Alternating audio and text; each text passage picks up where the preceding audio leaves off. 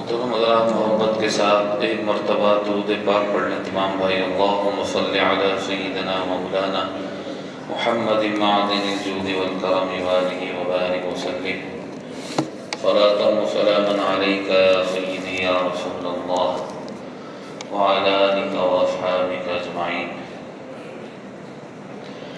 آج رمضان المبارک کی 15 تاریخ ہو چکی ہے۔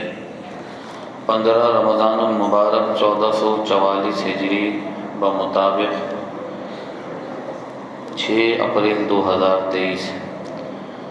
رمضان المبارک آدھا گزر چکا ہے، نصف رمضان گزر چکا۔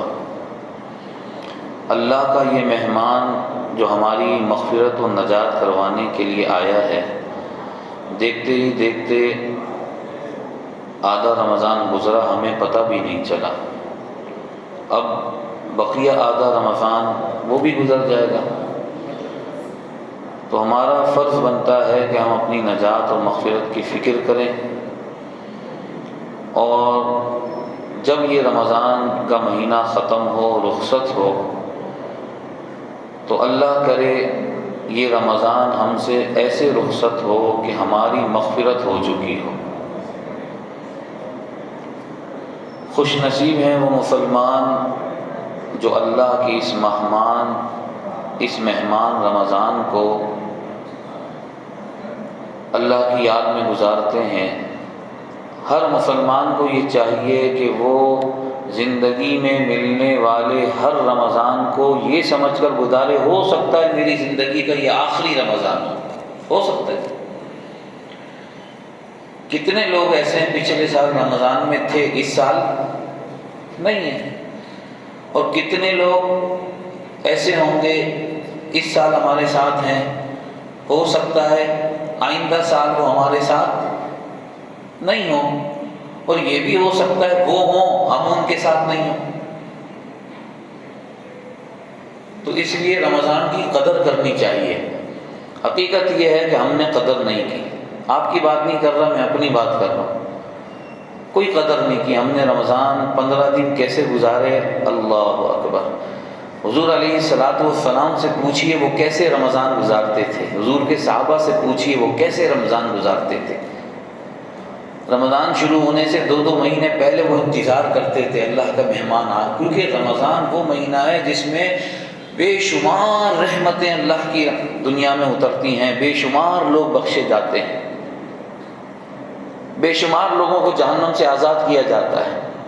پورے مہینے رمضان میں جنت کا دروازہ، جنت کا گیٹ ایک دن کے لیے بند نہیں کیا جاتا۔ دنیا کے حساب سے بتا رہا ہوں، 24 گھنٹے پورے مہینے جنت کے دروازے کھلے ہوئے ہوتے ہیں، اور جہنم کے دروازے اللہ بند کر دیتا ہے۔ جیسے ہی رمضان شروع ہوتا ہے جہنم کے دروازوں کو بند کر دیا جاتا ہے۔ یہ رمضان کی عزت اور قدر ہے۔ اللہ پاک ہمیں رمضان کی قدر کرنے کی توفیق عطا فرمائے، اور جو کچھ ہم کر سکے کوششیں اللہ پاک اسے قبول فرما لے، ہماری نجات کا ذریعہ بنائے۔ محبت کے ساتھ اونچی آواز سے ایک مرتبہ درود پاک پڑھیے۔ اللہم صلی علی سیدنا مولانا محمد معدن الجود والکرم وآلہ وبارک وسلم، صلاۃ و سلاما علیک یا سیدی یا رسول اللہ وعلی آلک واصحابک اجمعین۔ چونکہ یہ درس قرآن ہوتا ہے، میں قرآن مجید سے آیت پڑھتا ہوں، اس لیے ہو سکتا ہے کہ آپ اگر موبائل بند کر لیں اپنے بلا تھوڑی دیر کے لیے تو اچھا ہو جائے گا، توجہ بھی رہے گی، قرآن کی آیت پڑھی جائے گی، اور سننا، اس کو پھر سمجھنا، یہ بھی بڑا اہم ہے۔ حضرت آدم علیہ السلام کا ذکر ہم سن رہے تھے۔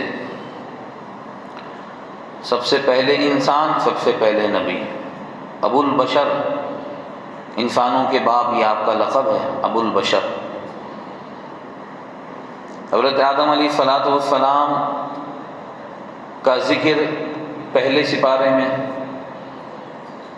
8ویں سپارے میں، 23ویں سپارے میں، اور بھی مختلف جگہوں پر ہوا ہے۔ اور حضرت آدم کا ایک بڑا مشہور واقعہ ہے، بڑا مشہور آپ کا قصہ ہے کہ اللہ تعالیٰ نے آدم علیہ السلام کو فرشتوں سے سجدہ کروایا تھا۔ اور سارے فرشتوں نے آدم علیہ السلام کو سجدہ کیا تھا۔ جب ہم سجدہ کہتے ہیں تو ہمارے ذہن میں ایک عبادت آتی ہے، لیکن یہ جو سجدہ تھا جو حضرت آدم کو فرشتوں نے کیا تھا، یہ عبادت کا سجدہ نہیں تھا۔ پھر کون سا سجدہ تھا یہ سجدہ تھا تعظیم کا، ادب کا، احترام کا سجدہ تھا۔ تو معلوم ہوا سجدے کی دو قسمیں ہیں۔ کتنی قسمیں سجدے کی؟ دو قسمیں۔ نمبر ایک سجدہ تعبدی، عبادت کا سجدہ، اور وہ عبادت کا سجدہ صرف اور صرف کس کے لیے ہے؟ اللہ کے لیے ہے۔ عبادت کا سجدہ، سجدہ تعبدی، اللہ کے سوا کسی کے لیے بھی، یہاں تک کہ حضور کے لیے بھی جائز نہیں۔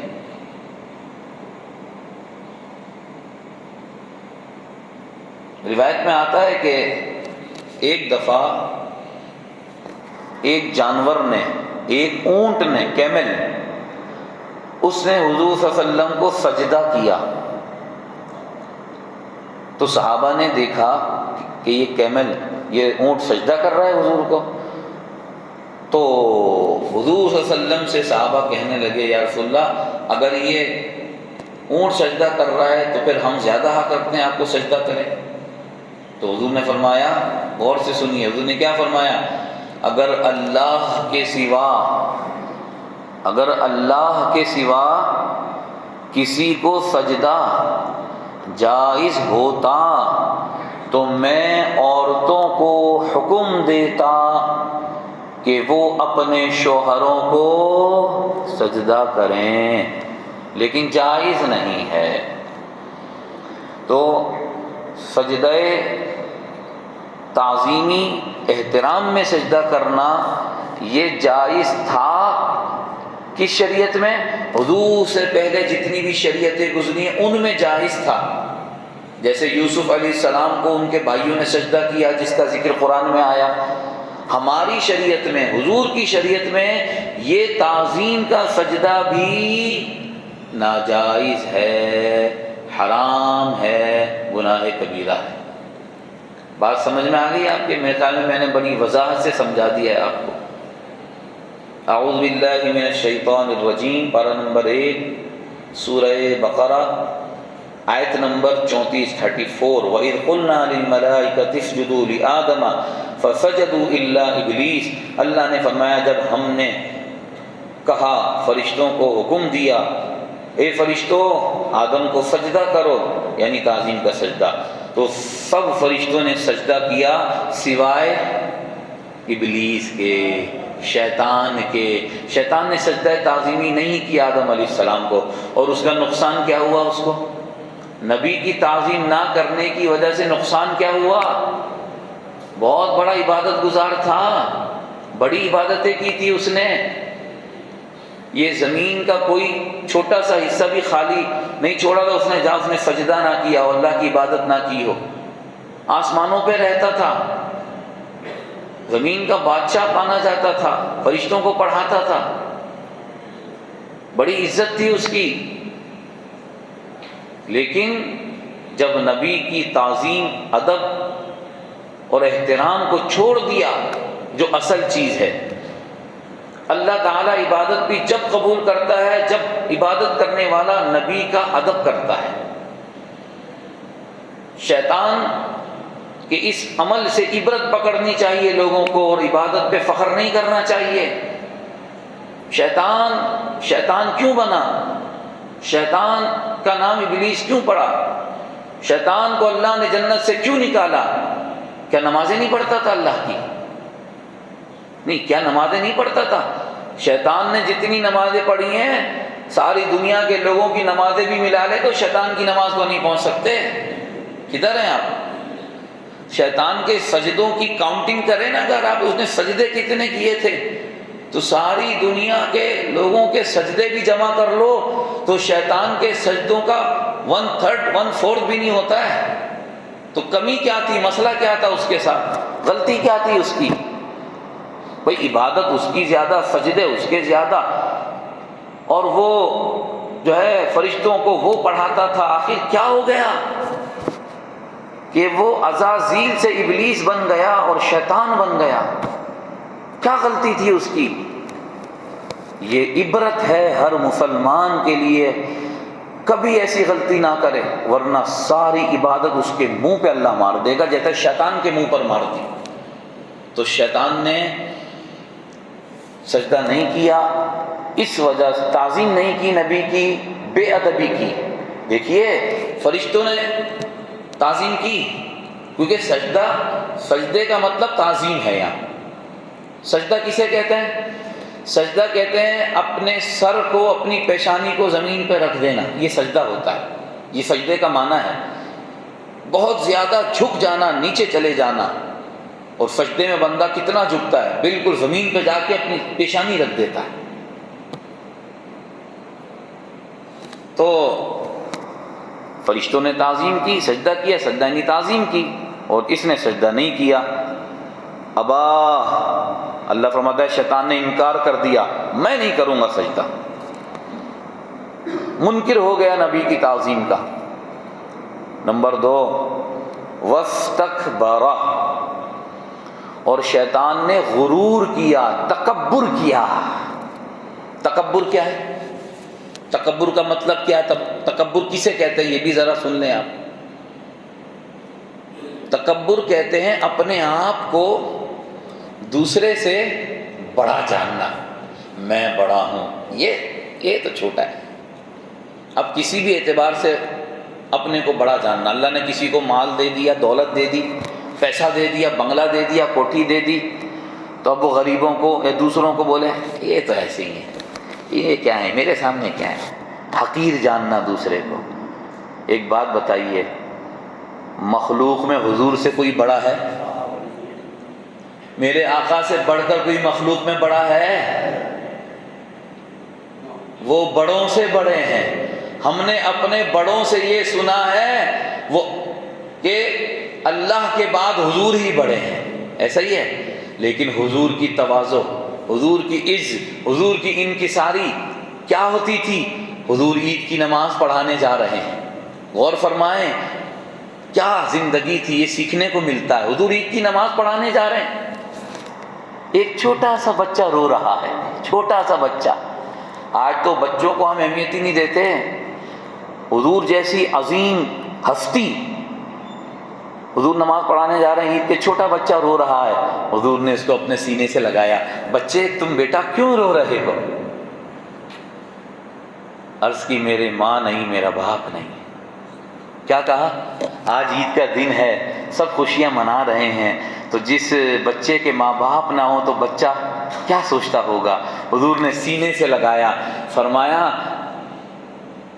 بچے، اور ایک روایت میں گھر لے گئے، اس کو کپڑے وغیرہ پہنائے، فرمایا کیا تو اس پر راضی ہے محمد تیرا باپ ہو، محمد تیرا باپ ہو، حسن و حسین تیرے بھائی ہوں، فاطمہ تیری بہن ہو۔ بچہ خوش ہو گیا۔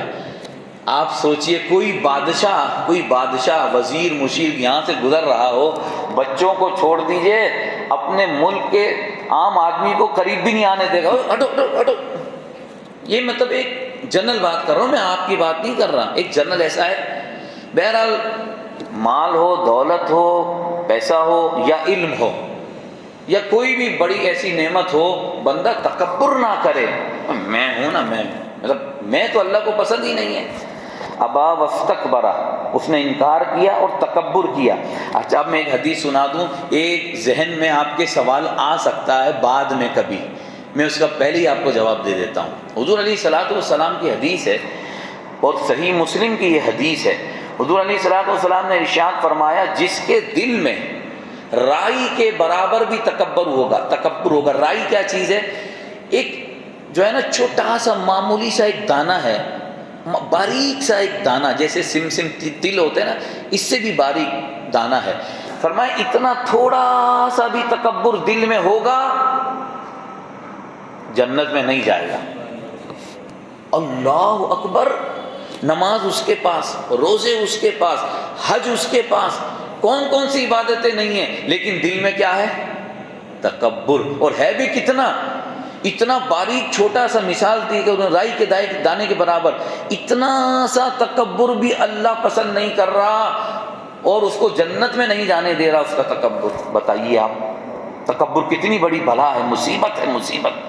ہمیشہ اللہ سے پناہ مانگتے ہیں. دیکھیے ہم انسان ہیں، ہم سے غلطی ہو سکتی ہے، ہوتی ہے غلطی. بعض دفعہ انسان بڑائی میں آ جاتا ہے، تکبر مطلب ایک خیال آ جاتا ہے، ارے کیا ہے، چھوڑو اس کو، یہ کیا ہے، تو فوراً توبہ کرے، اللہ میرے دل میں بڑائی آ رہی ہے، مجھے معاف کر دے. تو دل کو تکبر سے خالی کر لے، پاک کر لے اپنے دل کو. اچھا جب یہ بات کی نا تو پھر صحابہ نے ایک سوال کیا حضور سے. کیا سوال کیا؟ سوال یہ کیا یا رسول اللہ، ہر انسان یہ چاہتا ہے اچھے اچھے کپڑے پہنے، اچھا لباس پہنے، عالی شان کپڑے پہنے، اچھا لگے. ہر انسان یہ چاہتا ہے جوتے اچھے پہنے، خوبصورت پہنے، خوبصورت لگے. آپ سوال کا مقصد سمجھے صحابہ کیا پوچھنا چاہ رہے ہیں؟ کیونکہ تکبر کی بات چل رہی تھی نا، تو ہو سکتا ہے کوئی آدمی اچھا لباس، اچھے کپڑے، اچھی ٹوپی، اچھی گھڑی، اچھے جو ہے وہ جوتے وغیرہ پہنے، تو یہ کہیں تکبر تو نہیں ہے؟ یا دوسرا آدمی یہ سوچے دیکھو کیسا تکبر کر رہا ہے، کیسا تیار ہو کے آ رہا ہے، کہیں یہ تکبر تو نہیں ہے؟ تو حضور نے کیا فرمایا؟ حضور نے فرمایا اللہ جمیل ویحب الجمال، اللہ خوبصورت ہے اور خوبصورتی کو پسند کرتا ہے. فرمایا تکبر یہ نہیں ہے اچھا لباس پہننا، اچھے جوتے پہننا، تکبر یہ ہے کہ حق کو نہیں ماننا، حق کا انکار کرنا اور دوسرے لوگوں کو حقیر جاننا، اپنے سے کم جاننا، یہ تکبر ہے. اگر دوسروں کو وہ کم سمجھ رہا ہے، حقیر سمجھ رہا ہے، کمتر جان رہا ہے، یہ کون ہے، ارے یہ کون ہے میرے سامنے، یہ ہے تکبر. دعا کریں اللہ پاک ہمیں غرور، تکبر، بڑائی سے محفوظ فرمائے. اچھا شیطان نے جب تکبر کیا اور انکار کر دیا، میں سجدہ نہیں کروں گا، میں احترام نہیں کروں گا آدم کا، تو پھر کیا ہوا؟ وَكَانَ مِنَ الْكَافِرِينَ، فرمایا فوراً وہ کافر ہو گیا. کیا ہو گیا؟ کافر ہو گیا. بتائیے کام آئی اس کی نمازیں، سجدے کام آئے اس کے؟ شیطان کافر ہو گیا. اچھا اب میں ذرا سجدے کے بارے میں بتاؤں کہ یہ سجدہ کس وقت ہوا تھا اور کیسے ہوا تھا. ذرا اس سے پہلے آپ تمام محبت کے ساتھ درود پاک پڑھ لیں. اللہم صلی علی سیدنا مولانا محمد معدن الجود والہ وبارک وسلم صلاۃ و سلام علیک یا سیدی یا رسول اللہ علیہ وسلم. جیسے ہی اللہ نے حکم دیا سجدہ کرو، سارے فرشتے ایک دم، ایک روایت میں ایک دم سارے سجدے میں چلے گئے. فرشتوں کی تعداد کے بارے میں 2 درسوں میں تفصیل سے میں نے بیان کیا تھا، فرشتوں کی تعداد کے حوالے سے. اچھا اور جب فرشتے سجدے میں گر گئے، اس کی تفصیل یہ ہے، اب تفصیل یہ ہے کہ سب سے پہلے جس فرشتے نے سجدہ کیا وہ حضرت جبرائیل علیہ السلام تھے، پھر میکائیل علیہ السلام، پھر اسرافیل علیہ السلام، پھر اسرائیل علیہ السلام. ملک الموت جو ہمیں موت دیتے ہیں ان کا نام تھا، ان کا نام کیا ہے؟ اسرائیل علیہ السلام. پھر سارے فرشتے سجدے میں گئے. مفسرین فرماتے ہیں چونکہ حضرت آدم کو سب سے پہلے سجدہ جبرائیل نے کیا، اس لیے اللہ نے فرشتوں میں سب سے بڑا مرتبہ درجہ جبرائیل کو عطا فرمایا.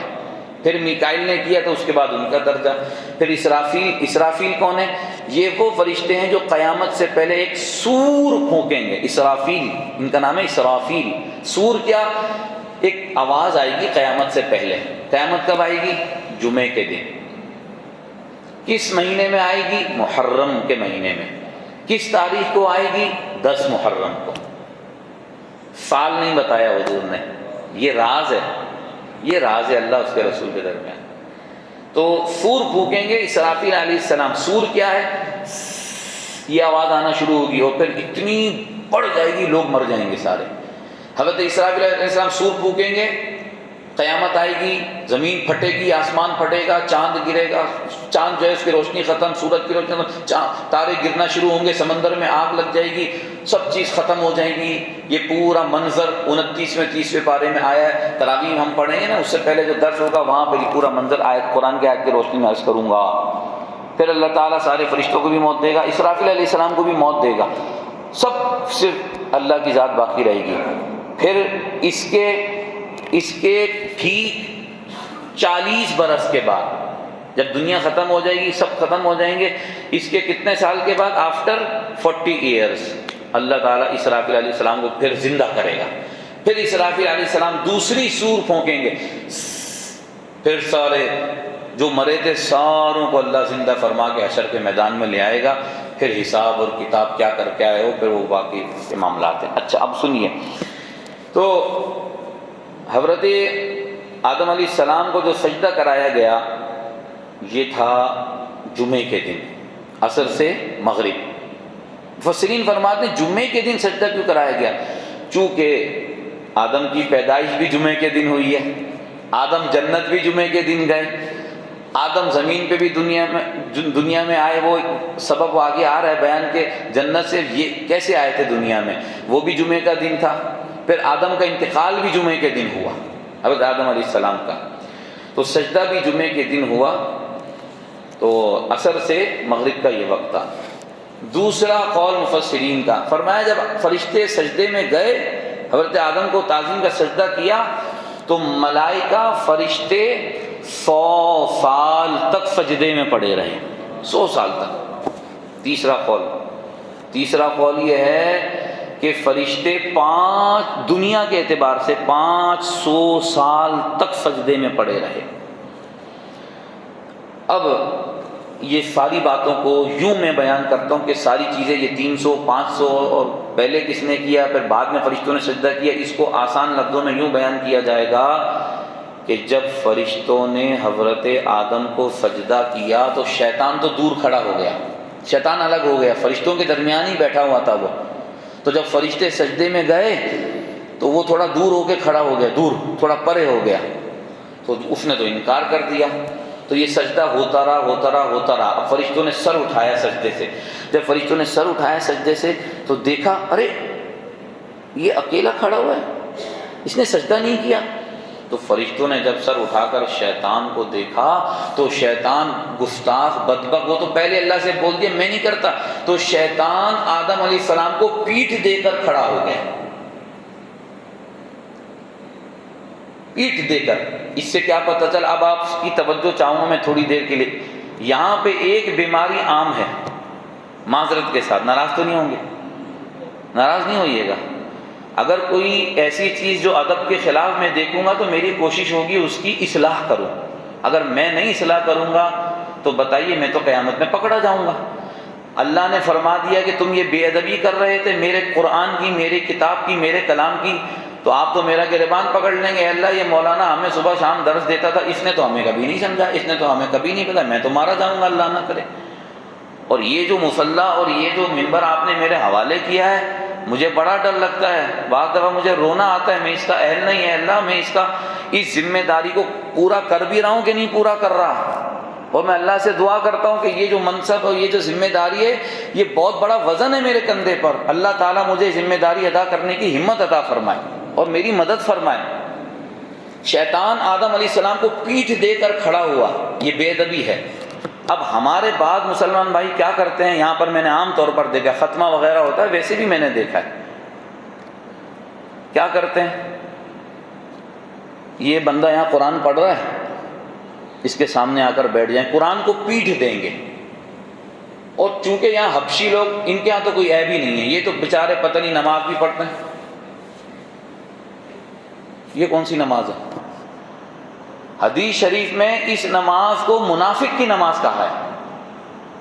ارے یہ کون سی نماز ہے؟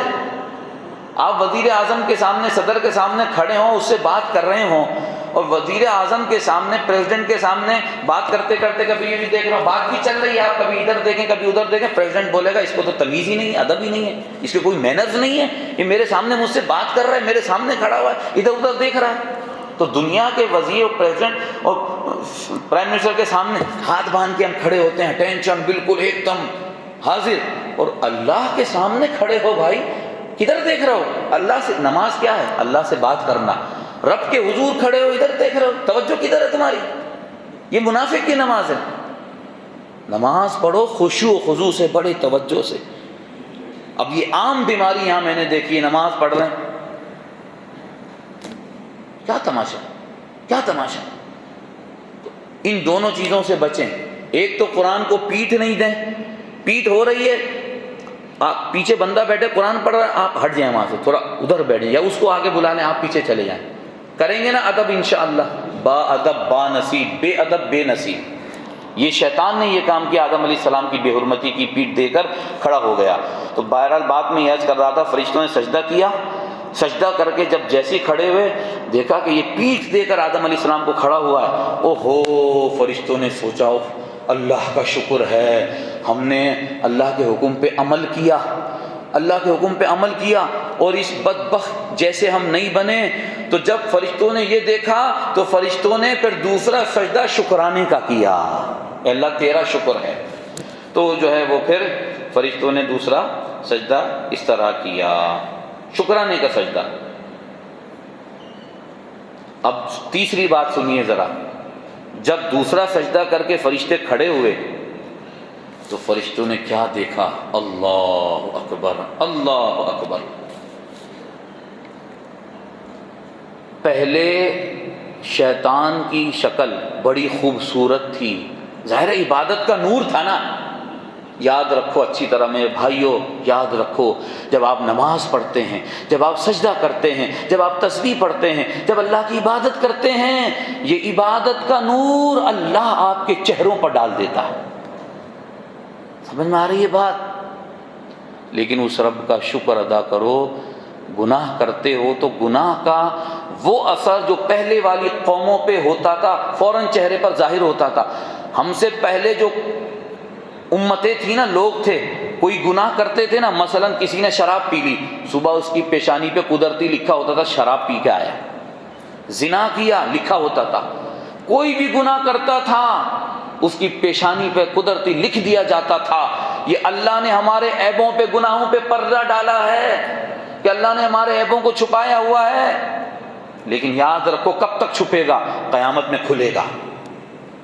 درس قرآن میں، خلاصہ قرآن، تفسیر قرآن میں آپ آئے تھے، یہ فائدہ ہوتا ہے وہ تراویح پڑھنے کا جس میں قرآن سمجھ کے آپ پڑھتے ہیں۔ اس میں آیت آئی تھی، میں نے بتایا تھا، اللہ نے فرمایا تھا کھولوں گا تمہاری کتاب، پھر تمہارا یہ نامہ اعمال تمہیں بتائے گا۔ تو میں یہ عرض کر رہا ہوں کہ جب فرشتے دوسرا سجدہ کر کے کھڑے ہوئے، فرشتے کہنے لگے یہ کیا ہو گیا؟ وہ تو ایک دم حیران ہو گئے کہ شیطان تو بڑا خوبصورت تھا، لیکن جب اس نے انکار کیا سجدے کا، تعظیم نہیں کی، اللہ تعالی نے اس کے چہرے کو، اس کے فیس کو خنزیر جیسا بنا دیا۔ اللہ اکبر، بندر جیسا اس کا چہرہ ہو گیا، بگڑ گیا۔ استغفر اللہ۔ پھر فرشتوں نے تیسرا سجدہ ڈرتے ہوئے کیا، یا اللہ یہ شکل ہو گئی، فوراً سجدے میں گر گئے فرشتے۔ میرے بھائی، اللہ نہ کرے کسی کے چہرے پر خدا نہ خواستہ اتنا بڑا گومڑا نکل جائے، دانہ نکل جائے، پھول جائے، وہ شرم سے گھر سے باہر نہیں نکلتا، اچھا نہیں لگ رہا، لوگ کیا کہیں گے، ایسا ہی ہے۔ تو یاد رکھو، یاد رکھو، قیامت کے دن کچھ چہرے روشن اور چمکدار ہوں گے، اللہ فرماتا ہے اجلے ہوں گے، تر و تازہ ہوں گے۔ بندہ جب فریش ہوتا ہے نا، مسکرا رہا ہوتا ہے، تو فرمایا کچھ چہرے ایسے ہوں گے، وہ کس کے ہوں گے؟ جنہوں نے اللہ کو راضی کیا ہوگا، اور جنہوں نے ناراض کیا ہوگا کالے سیاہ چہرے ہوں گے۔ لہٰذا اس تھوڑی سی زندگی میں ہم عبرت پکڑیں، رمضان کا مہینہ ہے، ابھی روزے رکھ رہے ہیں، کچھ خوف خدا ہے، ہم نے اپنے من کو پاک کیا، ہمارے گناہ ہم سے جھڑ رہے ہیں یا جھڑ چکے ہیں، اس لیے ہم جو ہے ان چیزوں پہ غور کریں۔ آخری بات سن لیجئے کہ جو ہے یہ جب سجدہ ہو گیا اور یہ فرشتے تو کامیاب ہو گئے، تو پھر شیطان کو تو اللہ نے نکال دی، اسی وقت فرمایا فخرج، نکل جا۔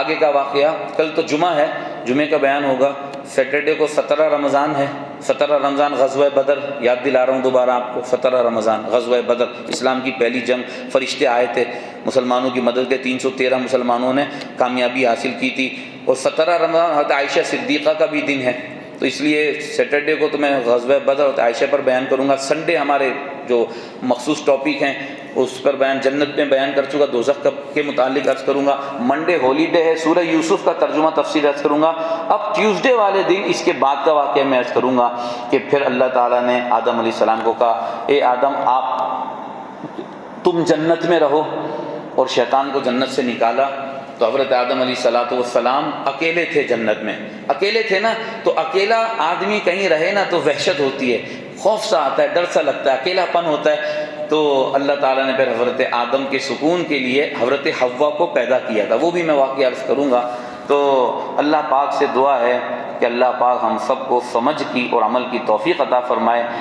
بات ہی میں یہ کہہ رہا تھا، جب شیطان کو نکالا نا تو شیطان حضرت موسیٰ علیہ السلام کے بعد ایک دفعہ آیا تھا، اور حضرت موسیٰ علیہ السلام سے اس نے ریکویسٹ کی تھی کہ آپ اللہ سے ذرا میری بات کرا دیں، آپ خود کر لیں یا میری بات کرا دیں۔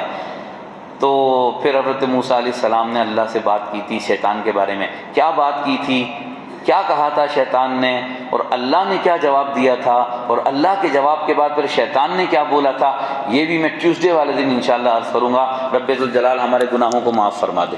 اے اللہ ہمیں حضور علیہ السلام سارے نبیوں کا ادب و احترام نصیب فرما، جو عبادتیں ہم نے کی اسے قبول فرما لے، اور قرآن مجید سمجھنے اور ان واقعات سے عبرت حاصل کرنے کی توفیق دے، ہم سب کی روحانی جسمانی بیماریاں دور فرما دے، رمضان کے بعد بھی نمازوں کی پابندی، گناہوں سے بچنے کا جذبہ اور تیری عبادت کا ذوق اور شوق ہم سب کو نصیب فرما، ہماری نیک دعاؤں کو قبول فرما، آمین بجاہ سید المرسلین صلی اللہ علیہ وسلم۔